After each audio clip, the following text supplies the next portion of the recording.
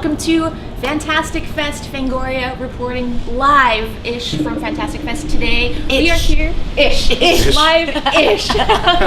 We're live. You're not watching this live, but you know, I'm dead alive. I'm dead alive. Pause for that. Today we are here with the director and co-writer of Bingo Hell, Gigi Saul Guerrero, and co-writer Shane McKenzie. Yay! All right. Thank you guys for having us to come hang out. So we got to watch this last night. Oh, and awesome. It's everything that I wanted it to be. Oh, it was good. fun and disgusting and wonderful. And it's one of those ones where it's like, I mean, we're all missing the theatrical experience, right? Totally. This is the movie you want to get to see in a theater. I know it's going to be, people are watching from home, but it's this one where you're just like cheering and like the rounds of shotguns and you're like, fuck yeah. Awesome. Well, so that was you in the back screaming. That was me, I'm sorry. I didn't see the end because I got kicked out for being too rowdy, but. Oh, the end was the best. Yeah. I'll get to watch that on Amazon. So you guys deal a lot with gentrification is a big theme in this, and also dirty money, literally and figuratively. Yes. You want to talk a little bit about inspiration? Gooey money. Yeah, you know, both of those things I think speak to the desperation of people in those kinds of neighborhoods and the idea that if I just had blank amount of money, it would fix everything. Right. And then you get money and it doesn't do anything, right? It's not real. And that was the inspiration behind the money becoming slime, just turning into slime, because it's not going to solve anything anyway, you know? And gentrification just came from our own experiences with our own families. You know, we both have a lot of family that live in neighborhoods like that who are experiencing this. And, you know, for our characters, they're the opposite of that idea of money solves everything. Like, yeah, we could cash in, but fuck you, this is our house. This is our neighborhood. Yeah, we're staying. Yeah. and yeah, definitely that's when the bingo hall gets turned against them, and they stand up for what they believe in. It, you know, they had to have that mind frame of, you know, fuck money, but then, you know, Mr. Big starts getting into their heads, just like all of us. Like Gigi said, you know, we're all guilty of having that thought. If I only had this amount of money, I would be happy. It would solve all of my problems. Mm-hmm. Right. Yeah. But really, no money, no problems. Oh, okay. Okay, Fangoria's here to play. I see you. No, but also, you know, with these intense subjects of gentrification, greed that we all understand and see, and it's heartbreaking, we really wanted that essence of fun because it's already so heartbreaking. And I think making slime come back, you know, it just brings that sense of fun nostalgia from the older Goosebumps or older films. So having slime be the representation of money isn't real worked out really well, but also for the humor and the genre of the movie. And it's just a throwback. It's in every way. Maybe it didn't make sense, you know? but hey, green slime, count me in. Mm-hmm. Right? It does make sense. And also, okay, maybe I'm biased because I'm like a Nickelodeon kid. I am of the Nickelodeon generation. I wanted to be drenched by that Yeah, me slime. too. I'm like, when I was like, you know, 8 years old, 10 years old, all I want in life is to just be drenched in that slime. Yes. Dude, I was that kid too. Alright, we're gonna get along. Yeah.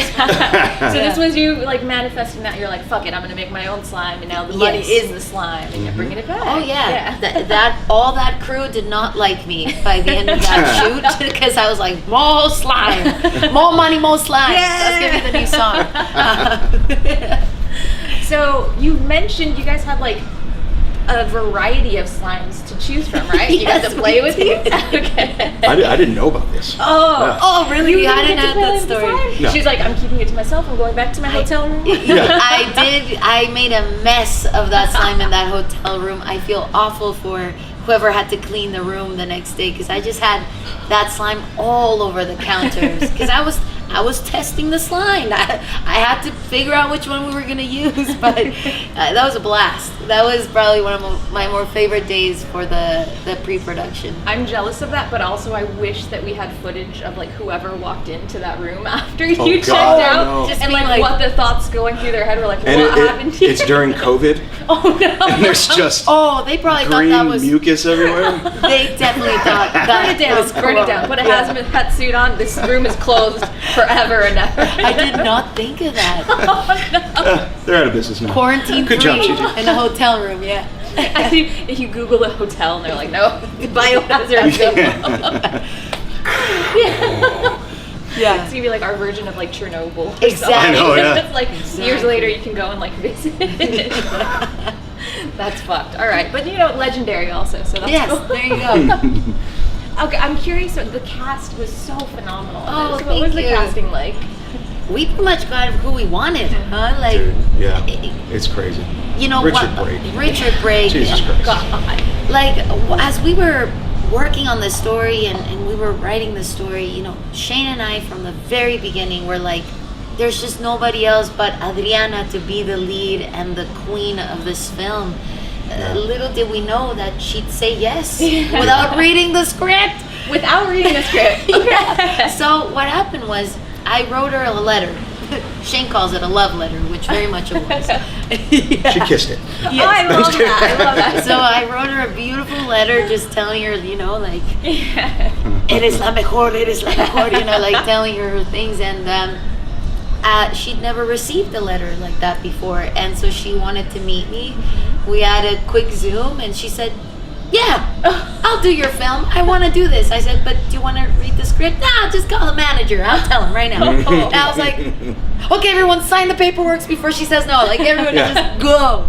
But she just, she's that kind of actor that supports people of her color and her race. And for her, it was exciting to work with a young Mexican director. Yes. She's worked with some of the greats, like Iñárritu, right, from Mexico. So for her, she told me, I really want to do this. I really want to do this, and I've never carried a shotgun before. And she's like, I've never played a character like this from what you're telling me.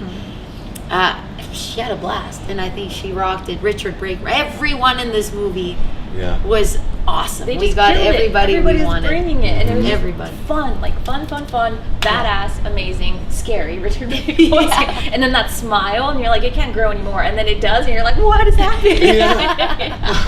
How is it still going? I just had so much fun with it, and I felt for the characters. But also, I'm curious if this was like based on anybody's grandma in particular, because it felt like an amalgamation of grandparents. Because she really reminded me of here, like people we multiple know. grandmas. Yeah. Exactly. Yeah. The character on paper was based on my mother-in-law. Okay. The character you see on film is based on her grandma. Okay. Yeah. So definitely, you know, has the combination Yes. of everything, and even you know, some of the banter between Dolores and Lupita. Yes. A lot of it felt like how we talk to each other. Yeah. Uh-huh. A lot of it. So definitely our personalities, because Shane and I are really laid back and we're weird and funny and dark, and we wanted to make a movie that has our humor, Right. has our lightheartedness and darkness as well. So definitely, you know, inspired by people we know, I think we really put our personalities into this one. Oh yeah, I was pulling from all sorts of places. Like Yolanda owns a salon because my wife does. Okay. Eric's based off a ex-weed dealer of mine. You know. Which is how you named Oak Springs. Oh, yeah. Okay, where That's did the true. name Oak Springs come from? So, all right, fuck it. It's too late now. So when I lived in Dallas, there's a neighborhood called Oak Cliff, and I bought flowers from there. Okay. And then here in Austin, there's a neighborhood called Dove Springs. So Oak Springs. Oak Springs, yeah. Okay, nice. That's where you get the best flowers in town. Best flowers. Yeah. And we will be heading to Dove Springs after this. You can also go to mom's house for that. Oh yeah. Oh cool. I'm just hanging out with your mom for the rest of the Fantastic Fest. That's where I'm going to be. Maybe I'll see you there. One more thing that I really loved about Lupita's character, the That's my Her grandma. grandma. Your grandma, right? That's I fucking knew. 100% my So good. grandma. It's so good. You know, for anybody that watches the credits at home, definitely when you see the dedication card, we put the right on top of it. But yeah, just the first time that Adriana did that was when she says to Dolores, she puts on her hat and she's like, I'll handle this shit myself.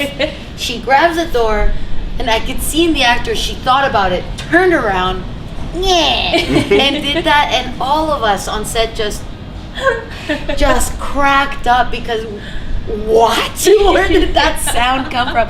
And she's like, it's from your grandma. You don't like it? I'm like, don't, keep it for the rest of the shoot. It's so good. It's so silly. But it's so such like a good. little thing that's such a character building thing because I think it reminds me of my nana, but that was and I always got the Anhala. So when I see the it's in the same vein, and I was like, oh, this is like an amalgamation of grandmothers right Very there. Exactly. And that's great to hear that, because that was It our is. goal with the hero, Lupita, of the story, that we wanted her to just have traits of somebody we definitely know. Yes. Either we grew up with, someone we love, maybe it's an aunt, a grandparent of that age, that they're just so silly of just how they are in their stubbornness and in their charm, that we wanted that character that people walk out being like, I love her. Yes. Yeah. I mean, our grandparents are the sweetest, the scariest, the meanest, and the nicest. And the most honest. Yeah.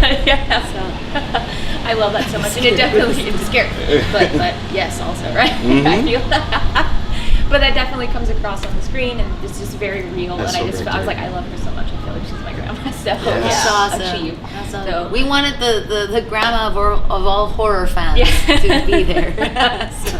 Yes. achieved. Well done, guys. Thank So you. Congratulations again. You guys Thank can you. watch Bingo Hell October 1st, Amazon Prime, and I'm gonna watch it again many times. Awesome. Guys, Yeah. enjoy the rest of the fest. Thank you. Thank you.